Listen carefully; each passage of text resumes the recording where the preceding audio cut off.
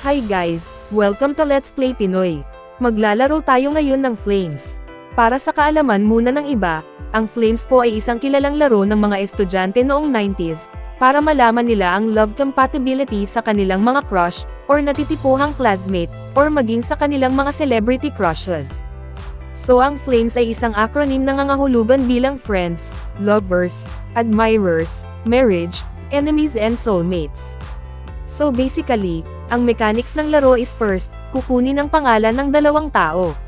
Then i-cross out ang lahat ng letters na magkakapareho sa dalawang pangalan. Then itutotal ang lahat ng matitirang letra. At kapag na-total na ang lahat ng letrang natira, bibilanggan naman ito sa acronym na Flames at ang huling letra na mabibilang sa Flames ay ang magiging future relationship status supposedly sa kanilang mga crush. Sa araw na ito, subukan nating laruin ang Flames kay Nadine Lustre at James Reid. So ano kaya ang magiging compatibility status nila gamit ang Flames? So simulan na natin. So ang buong pangalan ni Nadine Lustre ay Nadine Alexis Padilla Lustre, samantala, Robert James Reid naman ang buong pangalan ni James Reid.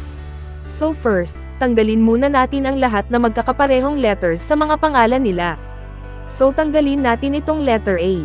Then itong letter D, letter I, letter E, letter S, letter T, at lastly etong letter R. So bilangin na natin ngayon ang natirang letters. So 1, 2, 3, 4, 5, 6, 7, 8, 9, 10, 11, 12, 13, 14.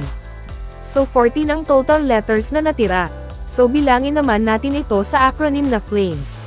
So 1, 2, 3, 4, 5, 6, 7, 8, 9, 10, 11, 12, 13, 14. OMG, letter L. Lovers po ang result ng Flames kina Nadine Lustre at James Reid. So anong masasabi nyo guys sa naging result ng Flames kina Nadine Lustre at James Reid? Comment down below and don't forget to subscribe.